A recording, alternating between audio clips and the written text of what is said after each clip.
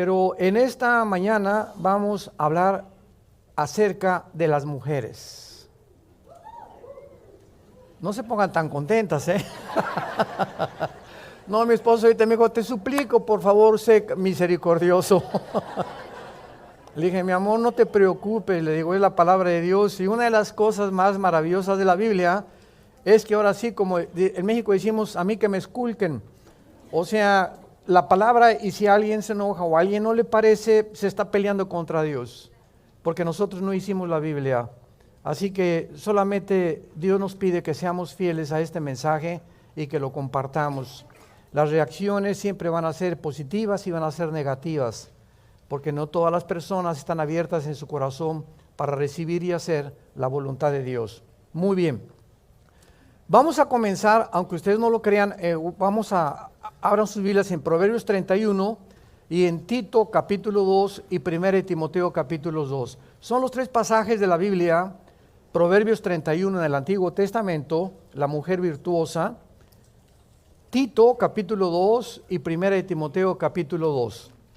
Son estos dos pasajes que vamos a leer y a extraer la sabiduría que Dios ha dejado para las mujeres en estos pasajes, y es maravilloso que puedan las mujeres entender el privilegio que Dios les dio.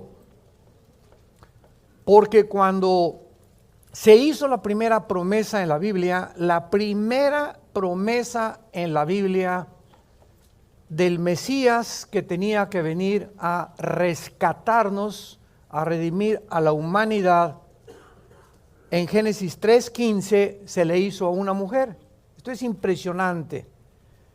Y en esta promesa Dios le dice a la mujer que de su semilla, esto es lo más interesante, que de su semilla vendría el Mesías, de la semilla de la mujer.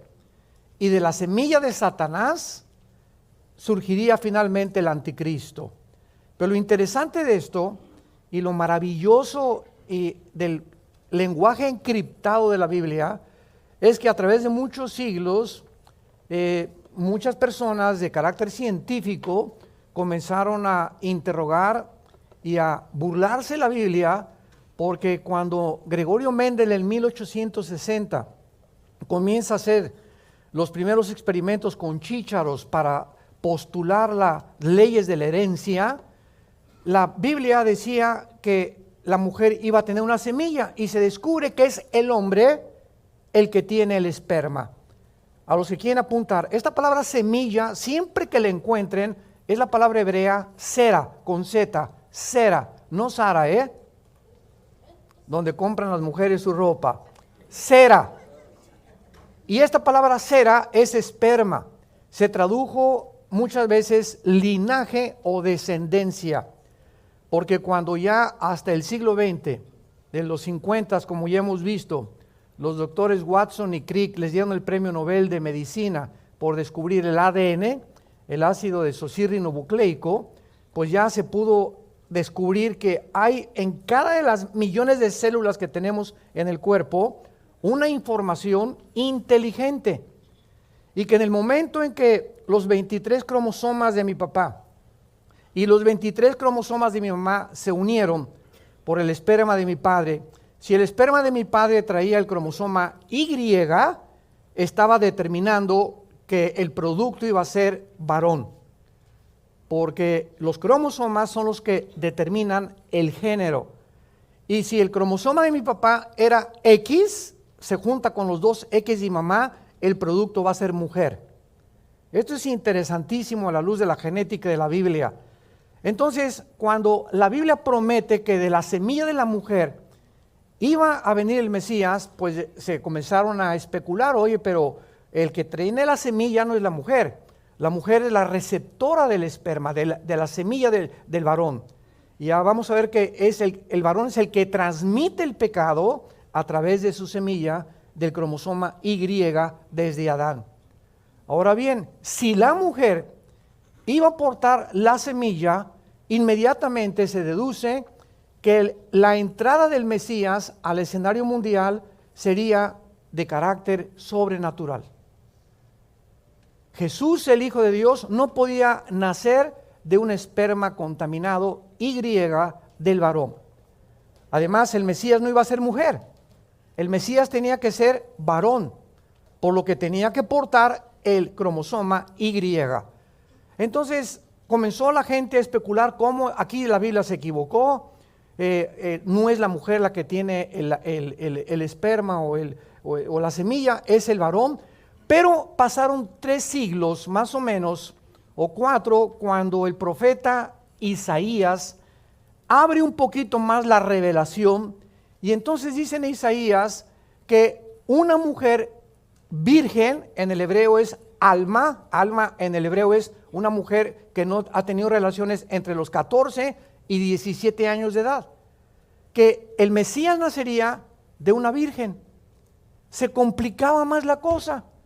Si es virgen, ¿cómo puede producir a un varón, verdad? Y entonces cuando ya pasan aproximadamente 700 años desde Isaías hasta el nacimiento de Jesús, porque Isaías profetizó 700 años antes de que un ángel llamado Gabriel se le aparece a María, Lucas 1, Mateo capítulo 2, y le dice el ángel a María, María, vas a ser mamá. María estaba comprometida con José, significa que no se habían casado, todavía no venían a Cancún a la luna de miel. Y María se sorprende y le contesta al ángel, pero ¿cómo puede ser eso si nosotros no hemos tenido relaciones todavía? Y entonces el ángel Gabriel le dice a María, el santo ser que va a nacer en tu vientre, su papá no va a ser José, se va a llamar Hijo de Dios. Y ustedes no le van a poner el nombre, porque su nombre será Yeshua, que significa Jesús, que significa el Salvador. Entonces, el nacimiento y la entrada del Hijo de Dios al mundo tenía que hacer por la obra del Espíritu Santo. El Espíritu te cubrirá, y esta palabra cubrir aparece 3 veces nada más en la Biblia. En Génesis 1:2, el Espíritu cubría la tierra y comenzó, como esta palabra significa, cuando la gallina se pone sobre sus pollitos, los cubre y los empolla. El empollamiento viene con la cubierta de la gallina sobre los pollitos. Es la misma palabra que el Espíritu Santo, como una gallina, se puso arriba del planeta Tierra y produjo la vida. Toda la vida viene del Espíritu de Dios. La segunda vez que aparece esto es con María. El Espíritu te cubrirá y te hará empollar, con un lenguaje coloquial. Y la tercera vez es para nosotros. Cuando nosotros recibimos a Jesús como nuestro Salvador, el Espíritu Santo, una obra personal, nos cubre y hace nacer, implanta dentro de nuestra alma la semilla del Mesías. Dice 1 Corintios 6, 19 y 20, ¿qué no saben ustedes que son hijos de Dios y que el Espíritu Santo mora dentro de ustedes? ¿Quién es un cristiano? No es una persona que va a una iglesia, que es católico, que es bautista, que es presbiteriano, que es de mormones. Un cristiano es una persona que tiene morando dentro de él al Espíritu de Dios. Porque tú puedes pertenecer a una religión o a cualquier conglomerado u organización sin que tengas la persona del Espíritu Santo. Y las iglesias cristianas están llenas de personas religiosas que asisten y cumplen con algunas cosas, pero que no tienen morando la vida de Dios dentro de sus vidas. Se llama el sello del Espíritu Santo, Efesios 1, 13 y 14. Somos sellados cuando recibimos a Jesús. Hoy, al acabar esta conferencia, voy a hacer un llamado para invitar a todos ustedes, los que tienen dudas de que tienen la vida de Dios, lo puedan hacer hoy mismo en la mañana a través de una oración. Vamos a comenzar con Tito, capítulo 2.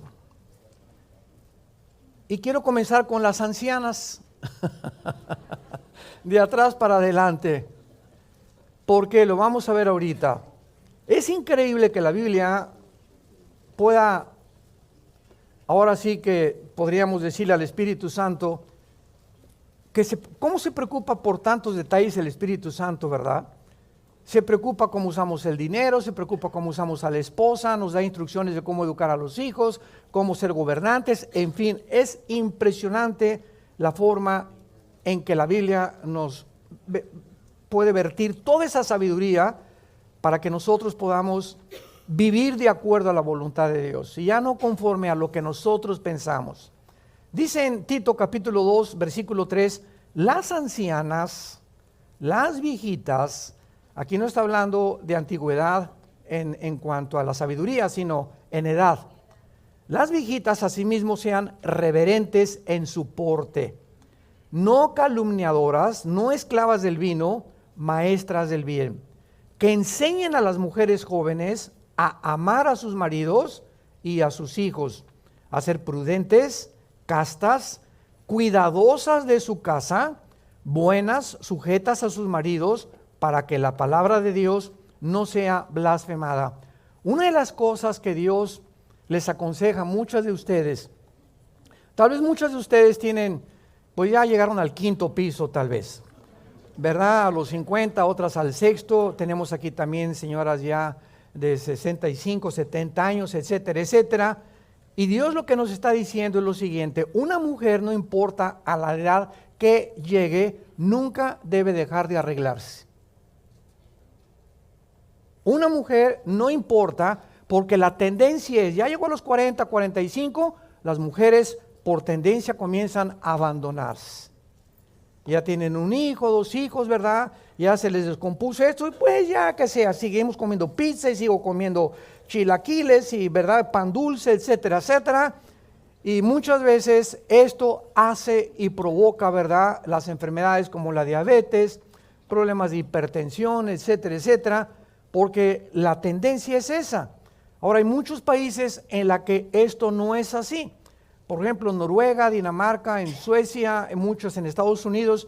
Mi esposo y yo, que radicamos en Dallas hace 13 años y viajamos cada 15 días a México regularmente, nos encontramos cantidad de viejitos en los parques, agarrados de las manos, y los viejitos todavía pellizcándole las pompis a la esposa. Y nos encanta ver eso. Digo, mira nomás, viejito rabo verde, ¿verdad? Pero ahí no es rabo verde porque es su esposa. No anda pellizcándoles a otras viejitas, ¿verdad?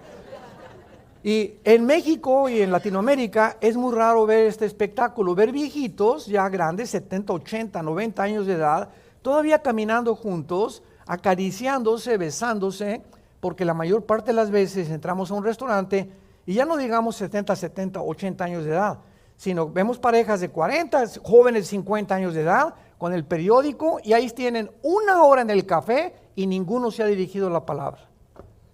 O se sientan en un parque y no tienen qué decirse. Y quiero decirles algo, la comunicación es esencial para mantener la llama del amor. En cuanto a la comunicación en un matrimonio se rompe, ese matrimonio está divorciado emocionalmente, aunque vivan bajo el mismo techo. Entonces, qué imprescindible es la comunicación. Yo recuerdo a nuestra abuela materna, la quiero poner como un ejemplo, ya murió, casi de 97 años, mi abuela materna.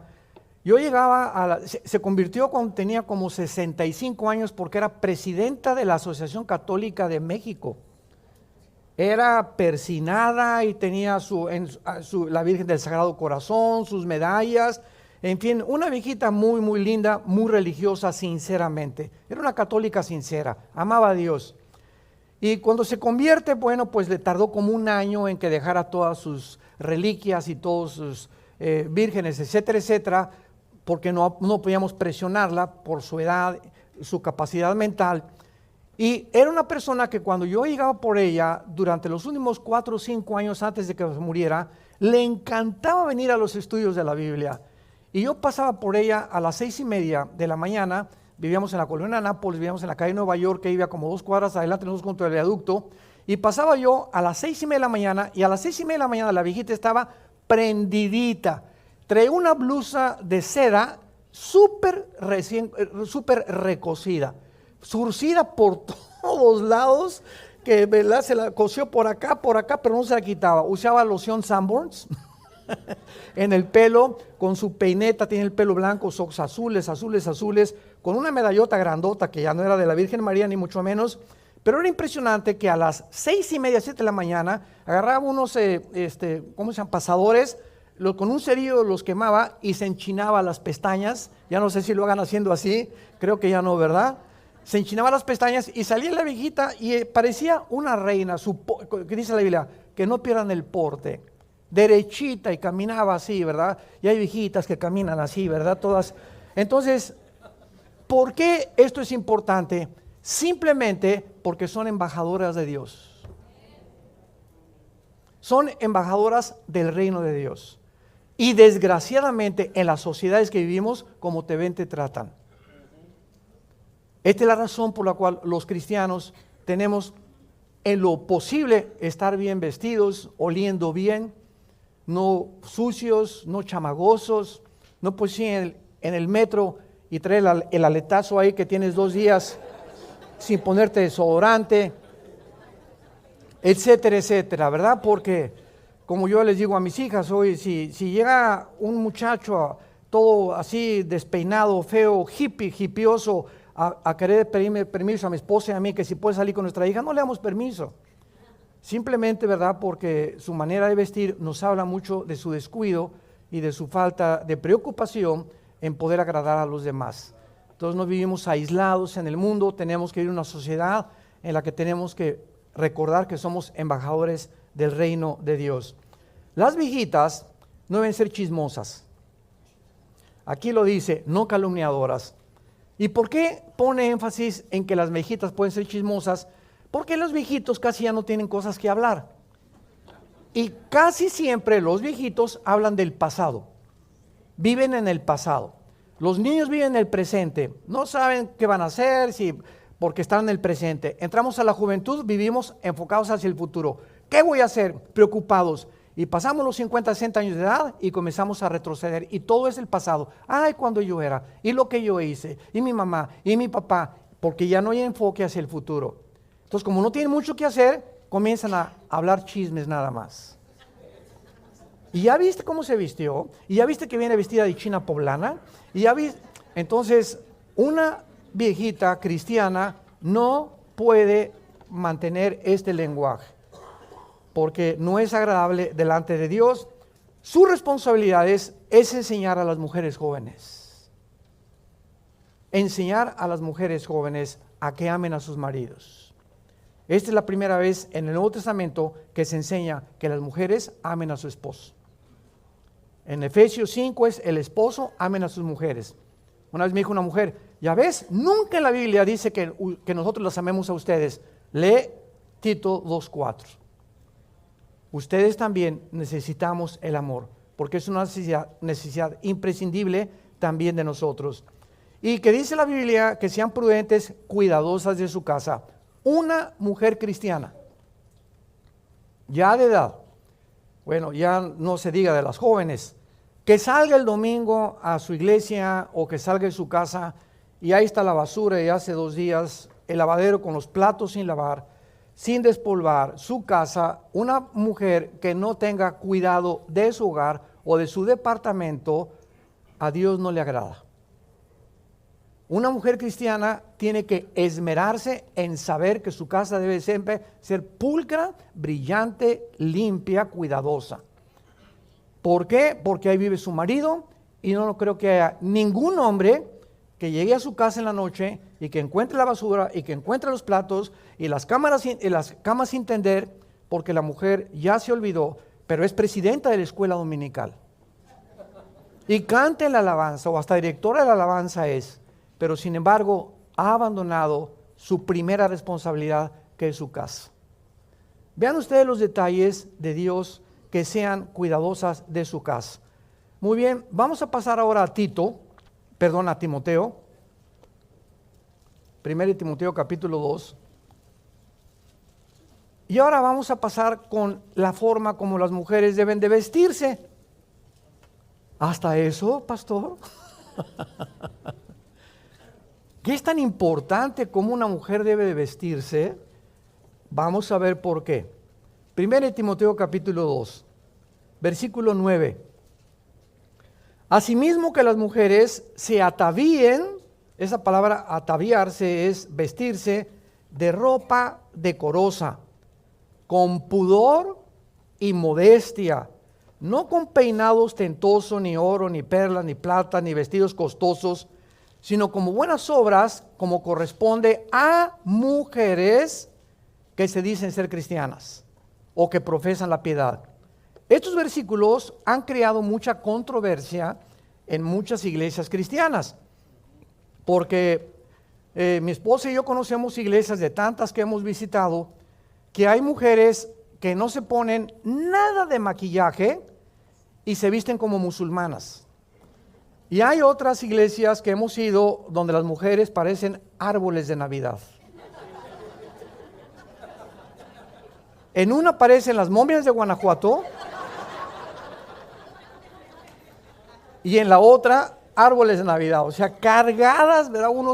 Unos aretotes y morado por aquí, morado el pelo y verde por acá, etcétera, etcétera. Y dices, bueno, ¿realmente es el Circo Soleil? ¿O trabajas de trapecista en el Circo Soleil? Entonces, los extremos siempre es una tendencia del ser humano, irnos a los extremos.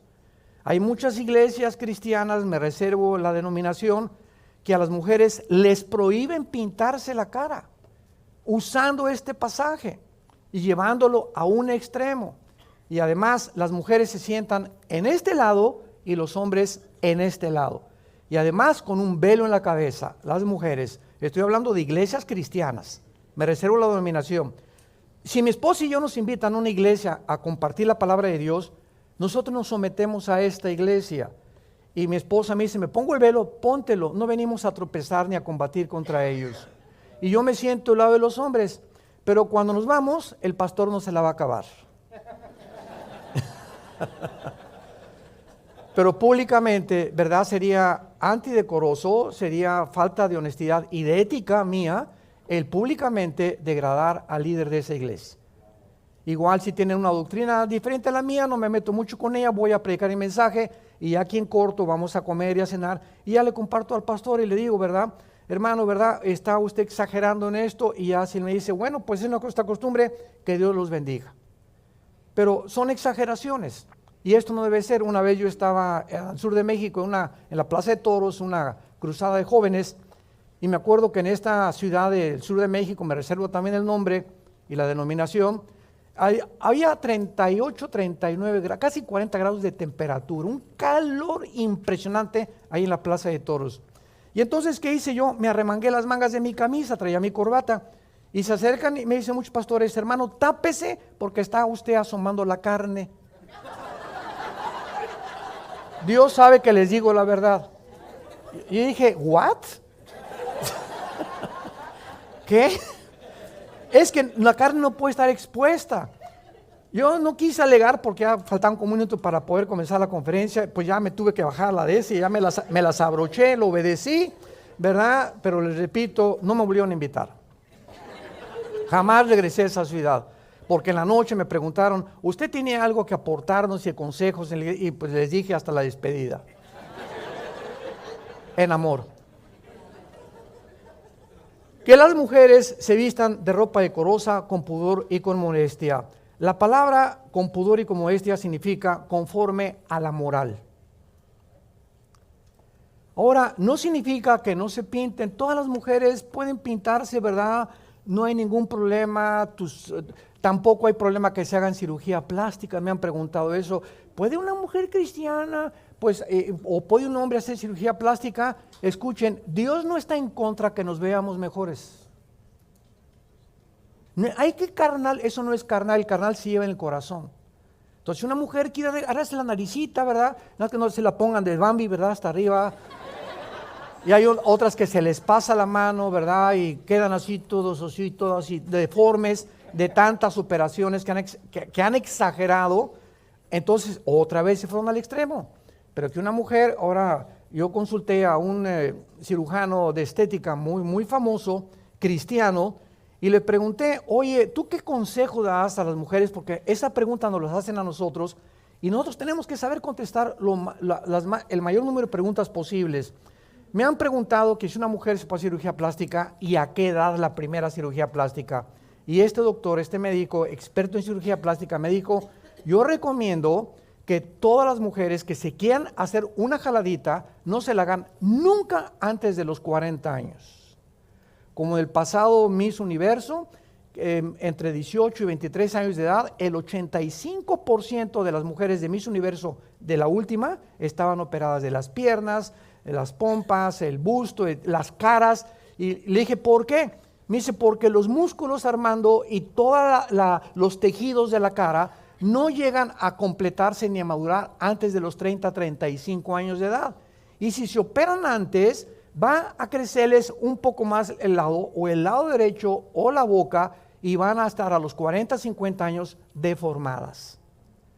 Entonces, si quieren ustedes darse una jaladita, se la pueden hacer. Y me dijo, y sabes una cosa, recomiendo no más de 2. La segunda, al 60. A los 60. Dice, tiene que pasar 15 o 20 años, yo no opero a una mujer que me diga, me acabo de hacer una operación hace 5 años. Se tiene que esperar. ¿Por qué? Para que su cutis vaya adaptándose al crecimiento normal que Dios nos ha dado. Entonces, si lo quiere hacer, no hay ningún problema.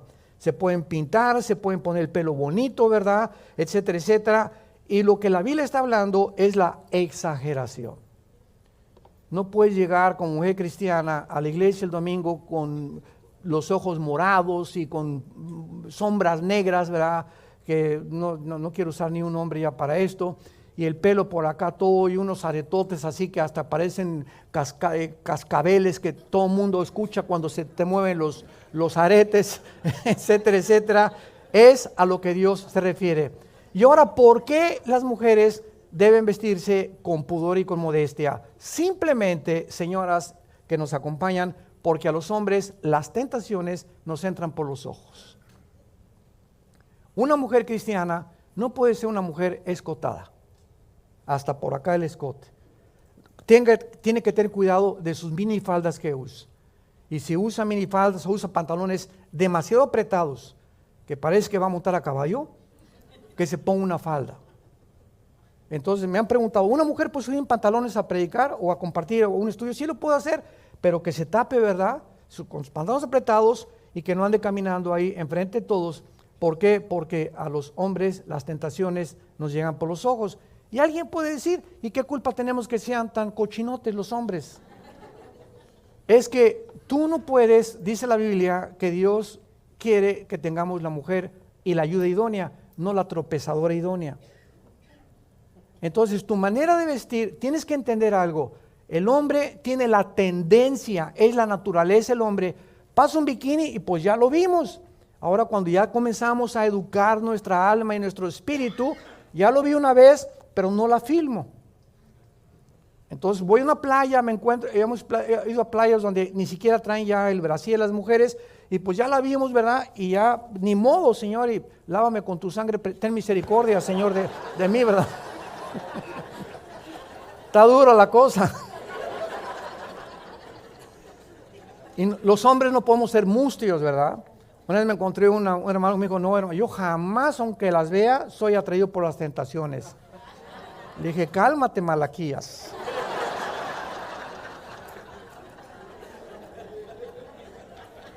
Vayamos a Proverbios, vayamos al libro de Proverbios de Salomón y veamos a este hombre que tuvo 700 esposas y 300 concubinas. Y vamos a ver la experiencia que nos puede compartir Salomón de todo este proceso que él atravesó, que Dios le permitió para vertir en estos libros, Proverbios y Eclesiastés, sus experiencias. Dice Proverbios capítulo 6, versículo 23 en adelante, Proverbios 6, 23, porque el mandamiento es lámpara y la enseñanza es luz, y camino de vida las reprensiones que te instruyen. Fíjense ustedes la razón detrás, para lo cual Salomón nos dice la importancia de guardar la palabra de Dios, para que te guarden de la mala mujer. Para que te guarden, vive en la palabra, ten comunión con el Señor para que te guarden de la mala mujer. ¿Quién es esta mala mujer? De la blandura de la lengua de la mujer extraña. La palabra mujer extraña en el original hebreo es tiso, que significa la mujer que no es para ti. El día que yo me casé con Marta, ella se casó conmigo, le tuve que decir a más de 3 billones de mujeres, adiós, de aquí en adelante, este es un ejemplo, no estoy presumiendo. De aquí en adelante esta, igual ella, ¿verdad? Pues se calcula que son aproximadamente más mujeres que hombres y a la mayor parte adiós. Entonces de aquí en adelante, este anillo que nos ponen significa que ya no estoy en el mercado. Un hombre casado que no trae el anillo, cuídate de él. Porque esto significa que ya no estamos en el mercado. Ya no hay un menú para ver. Entonces, una mujer mala, una mujer extraña, y estamos llenos de cantidad de mujeres coquetas, seductoras, como lo vamos a ver más adelante, lo primero que ven es las manos de los hombres. Hay unas que ya no les importa si traes o no traes anillo, pero la mayor parte de las veces al ver anillo, y es una muchacha educada en su casa con principios cristianos, sabe que si un hombre trae un anillo y la invita a tomar un café o es su jefe y tú eres la secretaria, no aceptas esa invitación, simplemente porque es un hombre casado. O si usted viene con su esposa, don Pancho, lo acompaño con mucho gusto. Ni tampoco me subo a su carro con usted, ni tampoco acepto ninguna otra invitación a Cihuatanejo con usted. ¿Por qué? Porque esto nos habla claramente de que ya estamos en un pacto con una sola mujer. Para que te guarde de la mujer extraña, no codicies su hermosura en su corazón, ni te prenda con sus ojos. Porque a causa de la mujer ramera, el hombre es reducido a un bocado de pan, y la mujer caza la preciosa alma del varón. Salomón nos dice con la sabiduría que Dios le dio, que el poder seductor de una mujer a cualquier hombre, por más macho, camacho y lo que sea, lo puede vencer. Y escuchen ustedes lo que dice claramente en Proverbios capítulo 7, versículo 24 al 26. Proverbios 7, 24 al 26.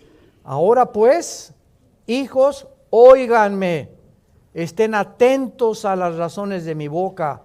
No se aparte tu corazón a sus caminos, no hierres, está hablando de las mujeres, en sus veredas, porque a muchos ha hecho caer heridos, y aún los más fuertes han sido muertos por ella.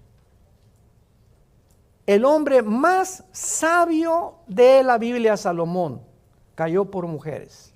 El hombre más fuerte de la Biblia, Sansón, fue seducido por Dalila. Y el hombre que se menciona conforme al corazón de Dios, David, cayó en pecado por una mujer. ¿Qué nos está diciendo la Biblia a los hombres? Por más que tú quieras, no dejes que una mujer se te acerque demasiado a ti. Yo les aconsejo, vamos a tener el mes que entra un congreso de pastores internacional en México, y a los pastores siempre les digo, un pastor nunca le da consejería a una mujer sola. Nunca. Si quiero una consejería, mi esposa tiene que estar conmigo, más si es joven la muchacha. Un pastor jamás sube a una muchacha a su vehículo, jamás. Está lloviendo, te compro un paraguas. Jamás lo hacemos. ¿Por qué? Porque el espíritu está presto, Marcos 14, 38, pero la carne es débil. Débil, débil, débil, débil. Mentira que vas a aguantar. No es cierto, no es cierto, no es cierto. Estás tentando a Dios. Entonces tenemos que poner un cerco a nuestro alrededor y no jugar con el pecado. Dice más adelante Proverbios, ¿jugará el hombre con brasas sin que sus vestidos ardan? Estarás viendo continuamente a mujeres más jóvenes, sus piernas, tu secretaria, sin que tú no lo sepas, te estás preparando para el adulterio. Nadie cae en adulterio de la noche a la mañana. Se prepara la mente viendo, fantaseando, imaginándote y no entregando eso a la cruz y sin que te des cuenta, viene la tentación y porque caíste, no tenías la fuerza espiritual para poder vencerla. Creías que la tenías, pero separados de mí, dijo Jesús, nada pueden hacer. Vayamos ahora a Proverbios 31. Ya pueden respirar.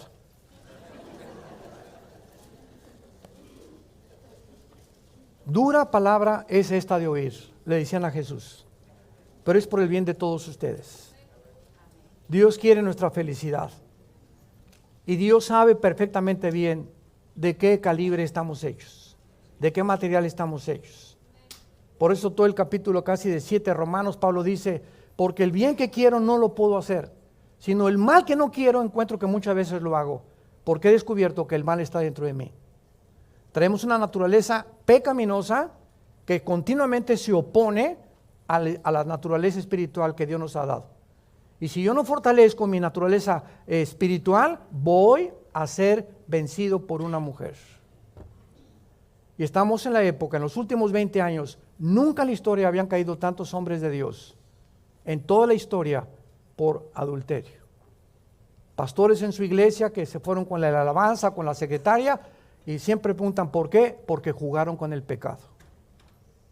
Y sobre todo cuando creemos que ya somos famosos, o que ya estamos en la televisión, tenemos el derecho y tenemos el privilegio. No, Dios me necesita. ¿Qué estupidez tan grande puede cometer un hombre? El hecho de que seamos usados por Dios no es por lo que seamos, sino por la gracia de Dios. Y mientras más seamos usados por Dios y más te bendiga Dios, más cerca de Él debes de vivir. En Proverbios 31, versículo 10 en adelante, la Biblia describe a través de Salomón a una mujer. Esta mujer que se describe es como un modelo que el Espíritu Santo nos retrata, y lo interesante es que se le llama virtuosa. La palabra hebrea chayil, C-H-A-Y-I-L en el hebreo, chayil. La palabra chayil, que se tradujo virtuosa, significa guerrera. Guerrera, que no se da por vencida. Básicamente, en el arameo es que no se rinde. En el hebreo es que es una mujer que enfrenta la adversidad, que enfrenta los problemas, las tribulaciones, porque trae una fuerza interna que nunca la va a convertir en una víctima de las circunstancias. Qué importante es esto. Los problemas que tenemos en la vida nos pueden victimizar. Puedes llegar ahí, pues, mi papá me abandonó y me violó mi papá y nadie me quiere, etcétera, etcétera. Y en ese momento comienzas a volverte enemigo del mundo porque crees que el mundo está en contra de ti. Edgar J. Hoover fue presidente del FBI, fundador y presidente de la Oficina Federal de Investigaciones, FBI en Estados Unidos, y sirvió a casi 5 presidentes, casi 5 administraciones. Y antes de morir, Hoover, independientemente de su vida sexual que él tenía, le preguntaron, ¿qué característica ha encontrado usted en los delincuentes juveniles? Y Hoover contestó y dijo, la característica principal de todos los que se encuentran en las cárceles y de los delincuentes juveniles es que ellos creen que el mundo está en contra de ellos. Y ellos están en contra del mundo. Se sienten que el mundo les debe algo. Mis papás me deben algo. El mundo me debe algo. Y por eso soy como soy. Se victimizan. Y eso es lo peor que le puede pasar a un ser humano. ¿Saben ustedes cuándo se alcanza la madurez? La madurez se encalza cuando la persona llega a entender que nadie es culpable de cómo soy más que yo mismo. Cuando dejas de echarle la culpa, es que mi esposo es el que ha hecho mi carácter, o es mi papá que me violó, o esta persona, o en la escuela, o el gobierno. El día que dejemos de culpar a nadie, soy como soy porque así yo lo he decidido. Se llama en la Biblia la ley de la responsabilidad individual. Cada decisión que yo he tomado va a tener consecuencias para bien o para mal. y las decisiones que he tomado son las que han provocado y han formado mi carácter. Yo soy el que he respondido de esta manera. Cuando una mujer me dice, es que mi esposo, si tuviera otro hombre que no fuera mi esposo, sería feliz, o viceversa, esa mujer ha creído que el esposo es la fuente y el origen de su felicidad y no Dios. Entonces, como él no la hace feliz, es infeliz. Imagínense nada más. Si no me haces feliz, pues sé tú infeliz, pero yo soy feliz porque mantengo mi relación con Dios. Y te quieres portar como un chango, pórtate como un chango. Pero a mí nadie me va a robar mi felicidad, ni mi paz, ni mi tranquilidad, porque mi felicidad no depende de ti, Pancho, depende de Dios.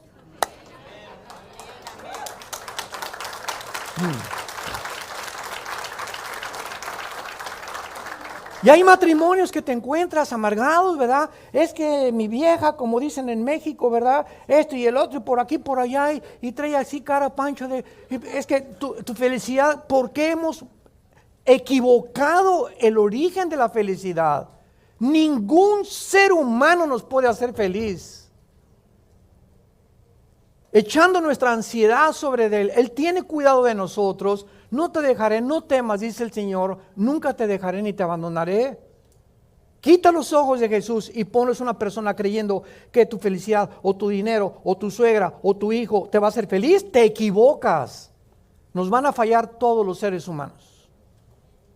Todos los seres humanos nos van a fallar porque somos imperfectos. Por eso dice Dios, ámame con todas tus fuerzas, con toda tu alma y con todo tu corazón. Entonces no tienes la justificación para estar amargada, ni amargado tampoco. No te victimices. Ya salte de esa cárcel que tú te has puesto. Sé libre. Vivimos bajo la ley de la libertad en Cristo Jesús. Esta mujer virtuosa es una mujer guerrera y veamos algunas características de ella.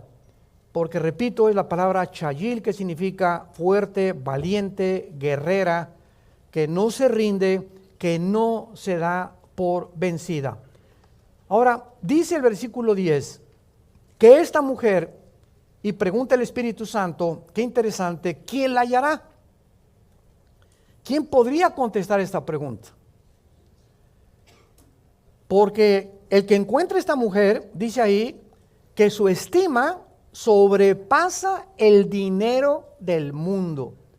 Esta mujer es completamente invaluable por el mundo.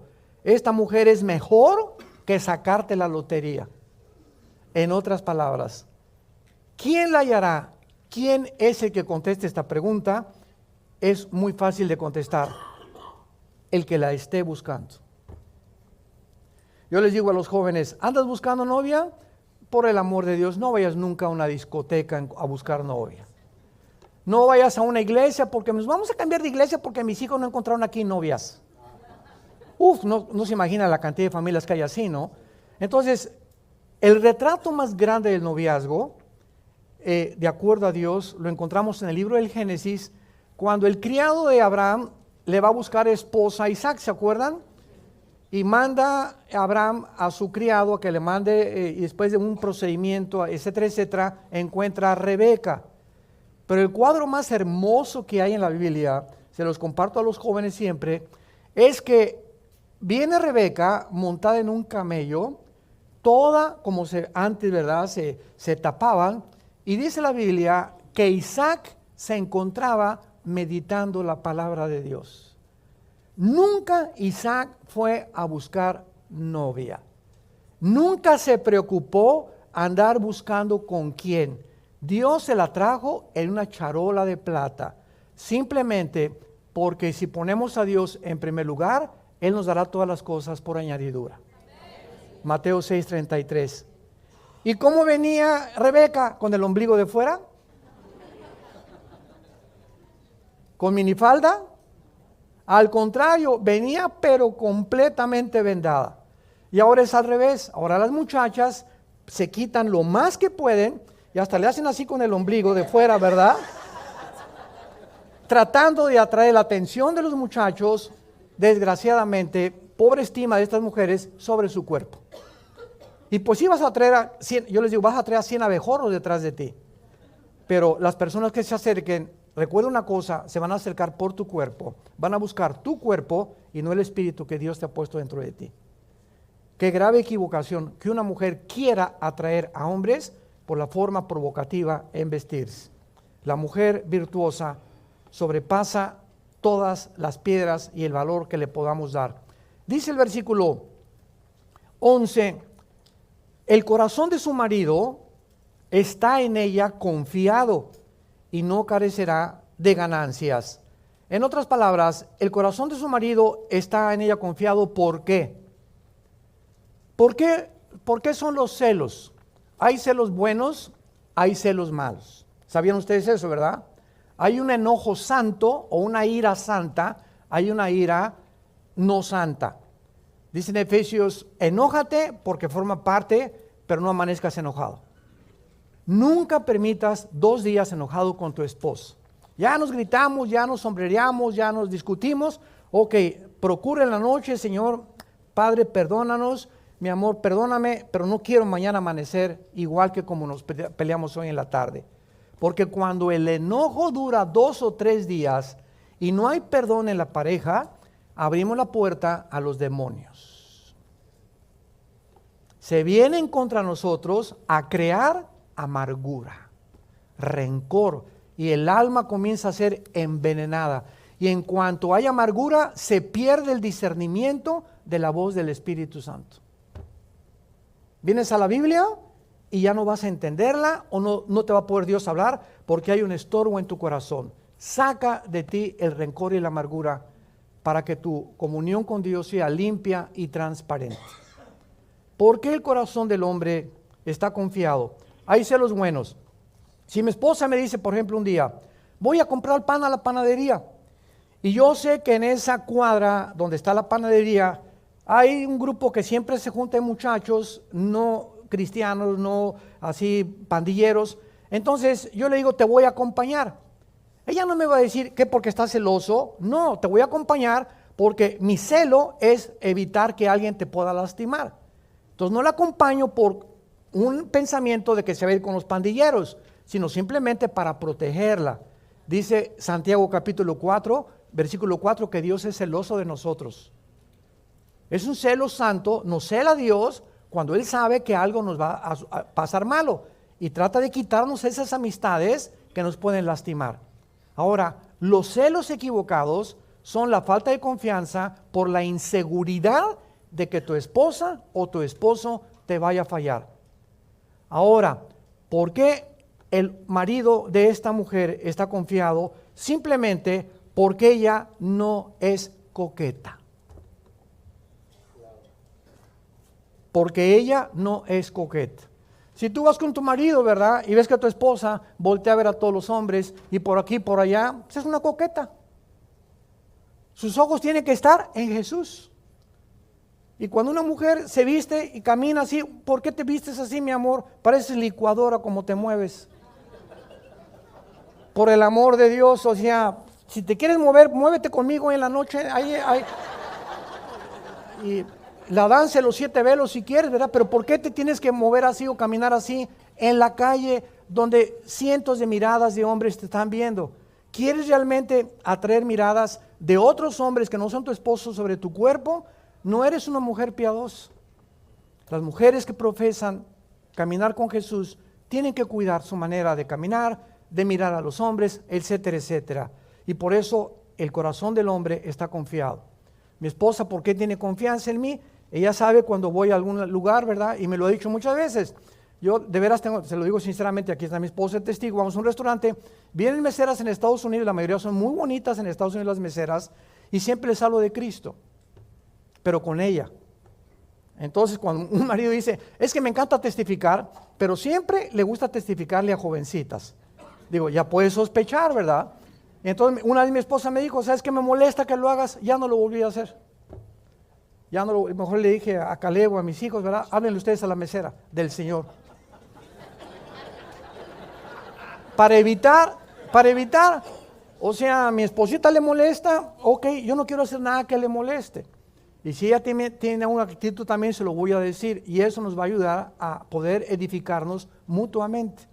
Pero tenemos que estar atentos a eso. Y esta es la razón de los celos equivocados.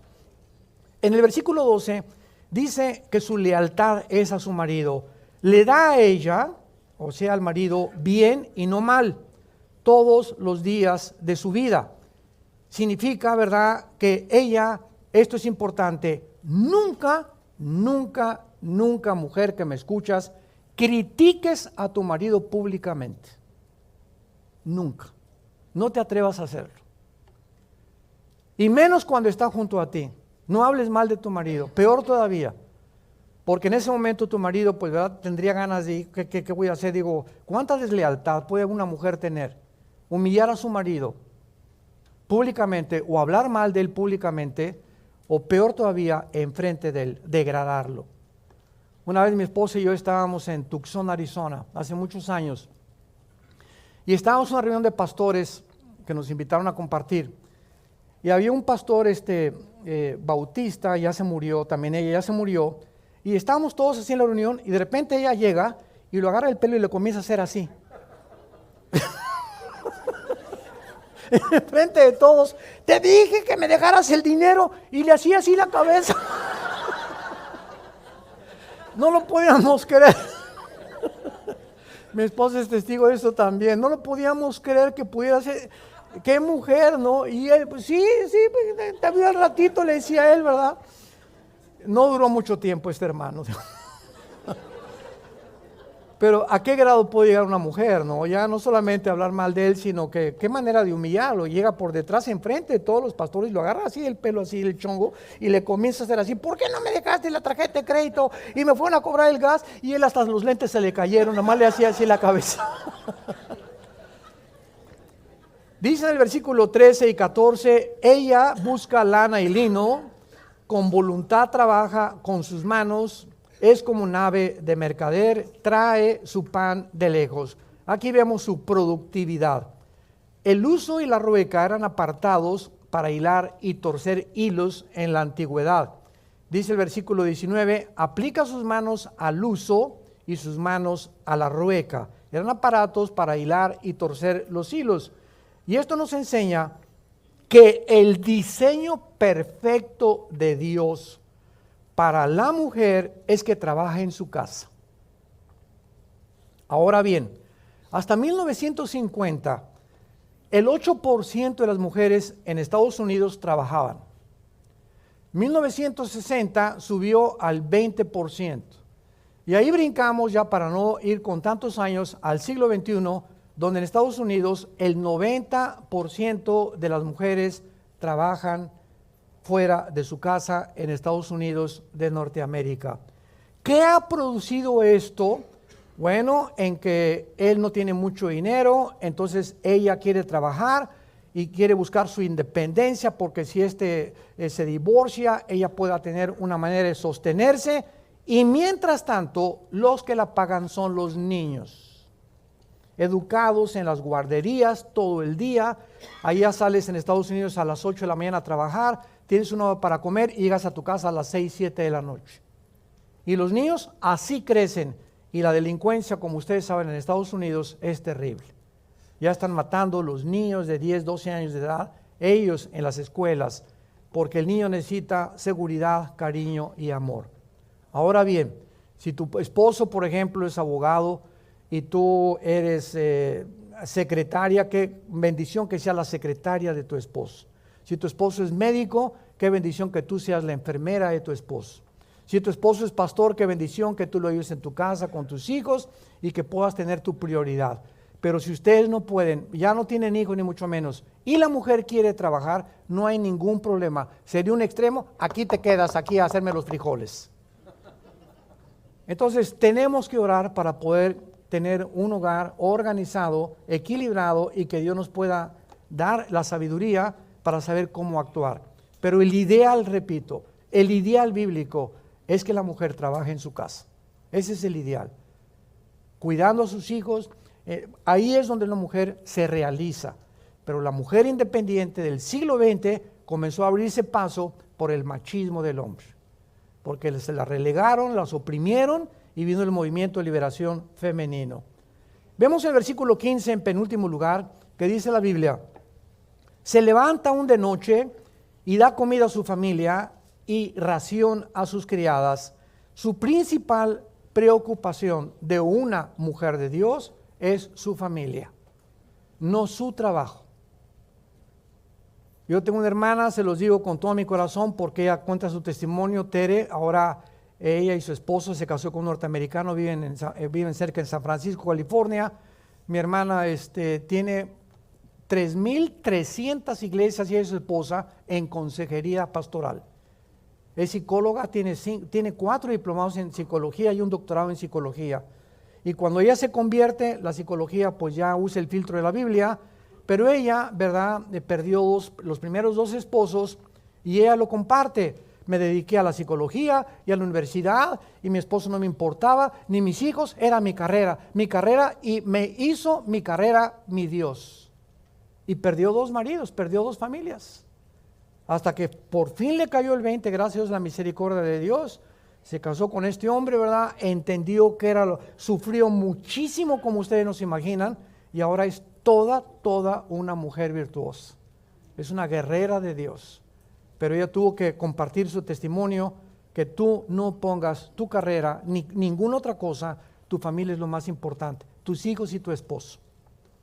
Y finalmente dice la Biblia, al terminar este versículo 30 y 31. Engañosa es la gracia y vana la hermosura. La mujer que teme a Jehová, esta será alabada. Esto es muy importante porque nosotros encontramos en estos versículos las palabras originales. En otras palabras, esta mujer es consciente, una mujer cristiana es consciente que su belleza pasa pronto. Yo puedo comentar esto, ¿verdad?, porque también es del conocimiento popular. ¿Se acuerdan ustedes la famosísima actriz mexicana María Félix? Se hizo 12 operaciones en la cara. Levantaba la mano y se le levantaba la patita de por atrás.